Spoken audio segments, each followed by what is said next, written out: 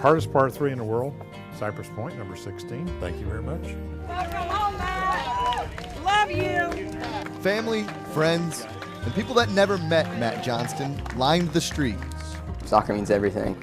His heart, his determination, his will, there was no quit in him. We're a team, and I like to say that we tag team it. That's one of our big things is we don't want anyone to go through it alone. We're here for them no matter what. You won't find anyone more excited for school starting up than Sarah Singleton. Singleton spent much of the 5th grade in the hospital after doctors found a brain tumor.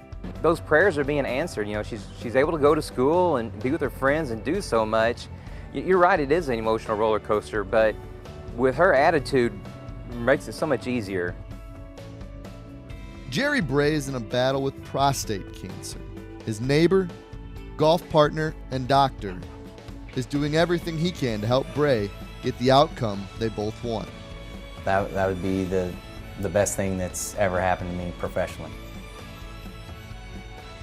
Matt Johnston had a day he will never forget when area people renovated his house, paid off his mortgage, and bought him a car, just to name a few.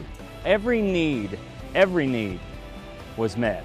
And for a 52-year-old with stage 4 cancer who was still working to pay the bills even while sick, that means a lot. I can go up here to Lightner Cemetery and I can lay myself down and I can do it comfortable. I know my wife and my children are safe and there's not going to be leaking on their heads. Johnston, like Nolan Weber, touched so many lives. Listen closely to how he and his family describe his battle. It's likely to inspire you. Never once did he let cancer define who he was, what he wanted to do, and what he was going to attempt to do in life.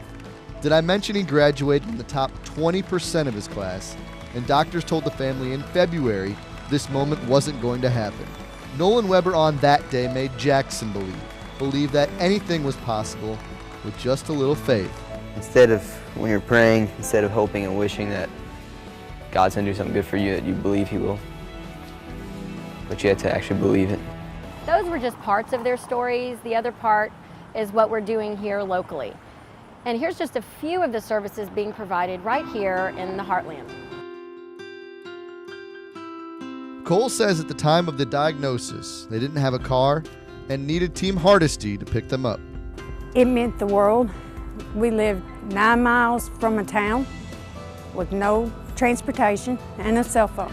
I think it gives them a relief and a peace of mind to know that they're not always having to ask their family because like many of us, our patients don't like to impose. Another emotional part of the journey is when patients enter this room.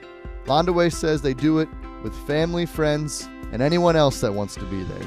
That's the most important thing. You don't want to go through it alone, and that's one of our big things is we don't want anyone to go through it alone. We're here for them no matter what.